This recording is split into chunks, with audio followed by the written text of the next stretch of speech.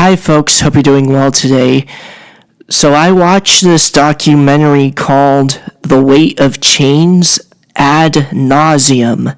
This was originally released on DVD back in the day in 2010, and it's a shame I didn't hear about it back then. I actually first heard about this film while I was living in Greece for a summer semester back in 2017. My roommate was watching it and I found it intriguing. Apparently, the guy behind the documentary has done propaganda for the Islamic Republic. He's been on press TV before. He's heavily biased against the other sides of the Yugoslav conflicts, being a Serbian ultranationalist, and if I'm being honest, his anti-Croat, anti-Bosniak, anti-Albanian, and anti-American bias is preposterous. It's really whack. But the geopolitical points that he makes in it are extraordinarily sophisticated, based, and astute, and outweigh his ultranationalism and oversimplification of Balkan history from the Battle of Kosovo to the Second World War. If you have not seen this documentary yet, you have Kayhan's stamp of approval telling you to go see it now. It's on YouTube for free. It's actually amazing how well this bad boy is aged and foreshadowed what we would be experiencing for the remainder of the decade.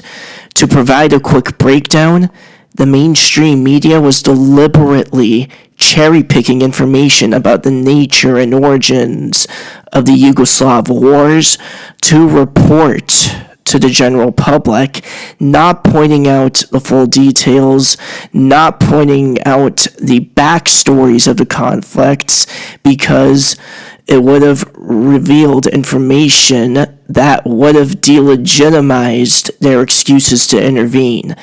The US and NATO forces were ignorant, deliberately or otherwise, of the ethnographic history of the Balkans since the Ottoman conquests that brought the region to this debacle.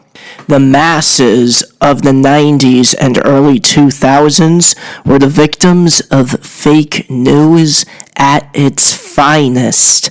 I also think that the director, Boris Malagorski, did a perfect job of showing how the tensions back then were being exploited by the great powers, chief among them the US with its neoliberal New World Order aspirations.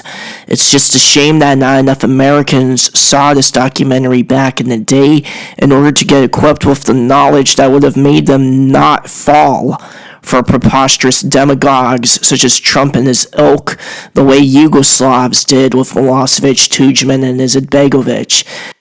That's an important point to bring up because the race tensions in Yugoslavia towards the end of the 80s were akin to the tensions in the US shortly before Trump got elected. Had social media existed back in the late 80s and early 90s, these wars in Yugoslavia would most likely have never happened because there would have been numerous alternative news channels with more clout and with more credibility and market penetration than that of the legacy media that would have busted its lies and propaganda. Same goes for the Iraq War.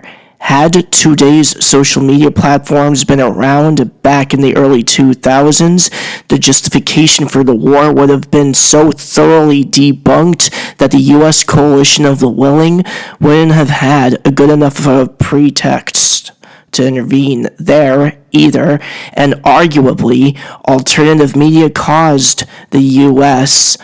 to be unable to maintain its justification for intervention in Syria and to topple Assad indirectly.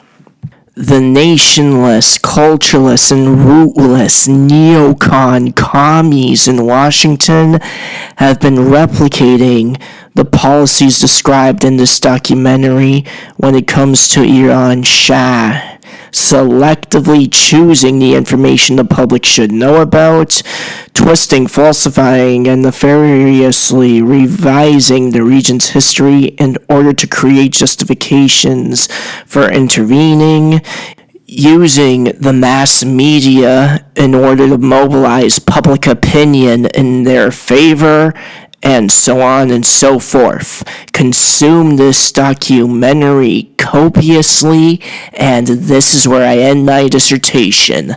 Thank you for watching.